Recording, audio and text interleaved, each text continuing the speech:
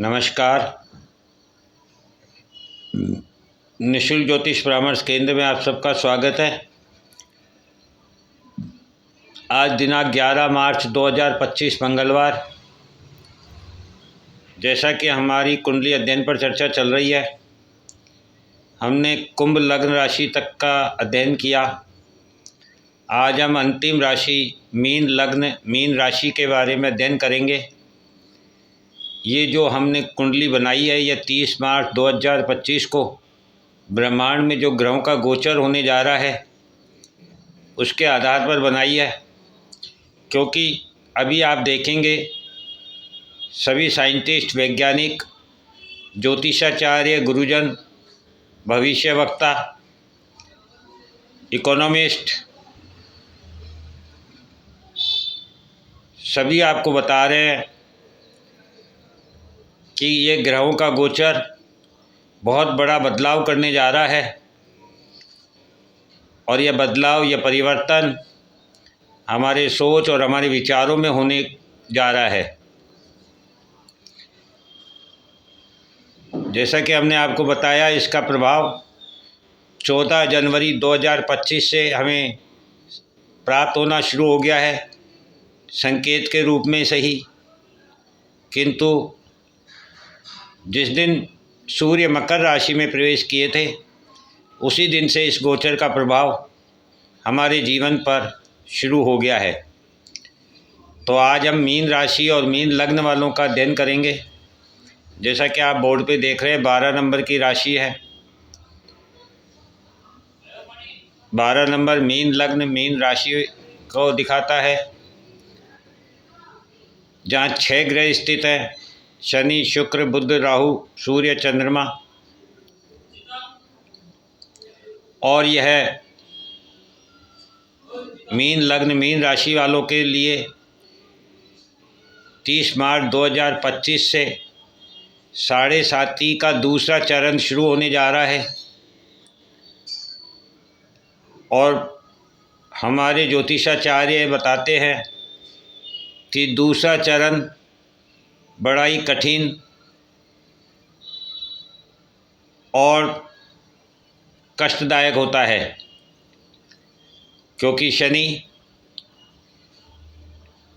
आपको आपके कर्मों के अनुसार फल देने के लिए आपके पिछले जन्म में या इस जन्म में पिछले 30 सालों में जो आपने अपने कर्म किए हैं, उस लेखा जोखा का विश्लेषण करने और उसका फल प्रदान करने के लिए 7.5 आपको प्राप्त होती है।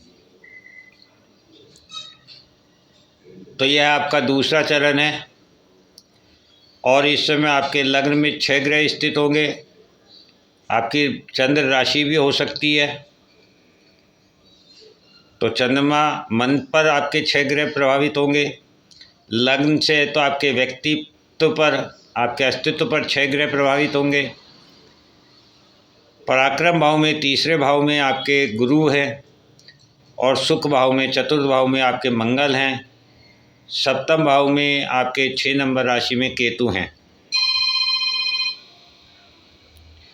इस प्रकार से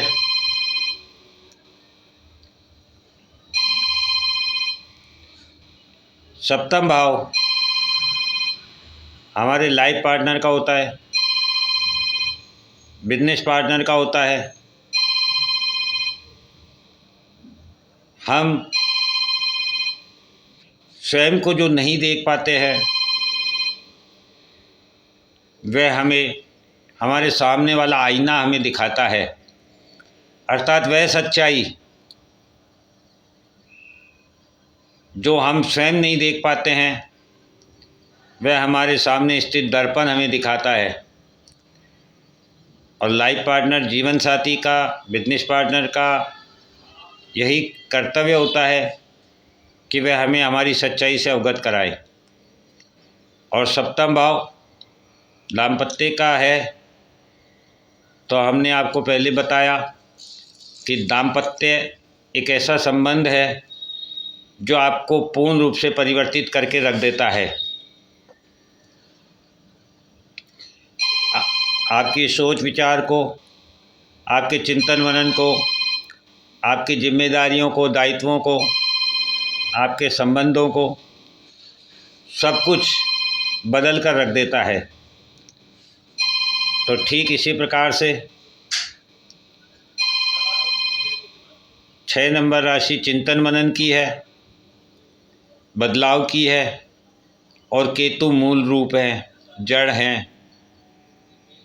तो इस प्रकार से इस समय आप अपने सामने जिसे भी देखेंगे या जिसे भी पाएंगे या जिसके बारे में आप चिंतन करते हैं, मनन करते हैं, जिससे आप जुड़ना चाहते हैं, जो आपके पराक्रम को, आपकी बुद्धि को परिवर्तित कर सके, आपके सुखों का भोग कर सके, इस प्रकार का परिवर्तन आपको अभी प्राप्त होने जा रहा है। अर्थात आप स्वयं को जानने के स्थान पर आपके सामने जो भी व्यक्ति है, फिर वह चाहे आपका जीवन साथी हो, आपके कर्म स्थान पर हो, व्यापार स्थान पर हो, जीवन स्थान में हो, जिसको भी आप सामने अपने पाते हैं,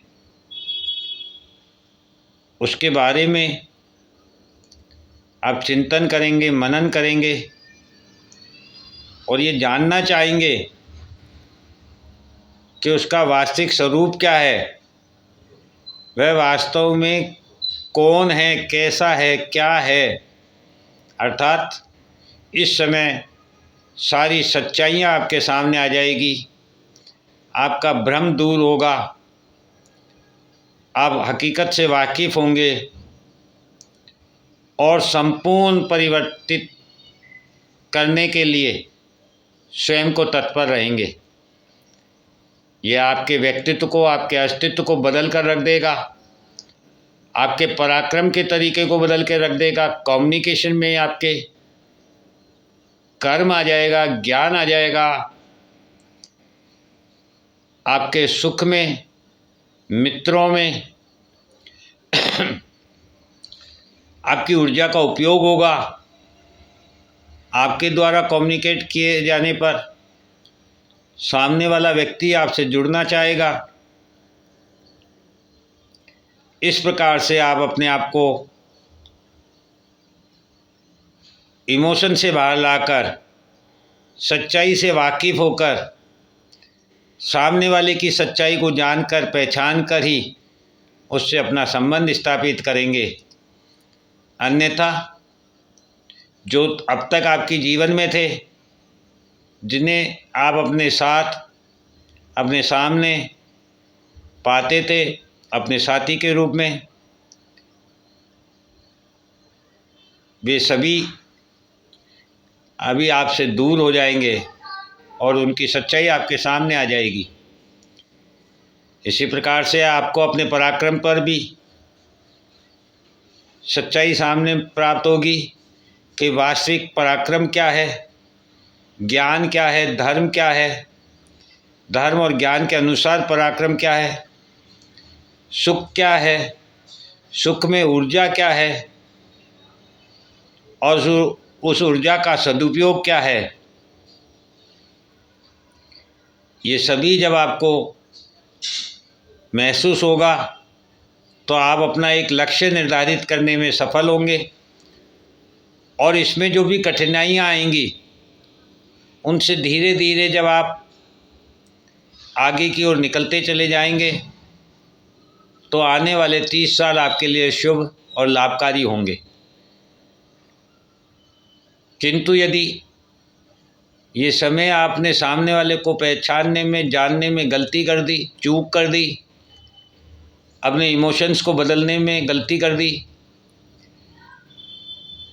अपने पराक्रम को सही दिशा में नहीं लेके गए, अपनी सुख सुविधाओं का दुरुपयोग किया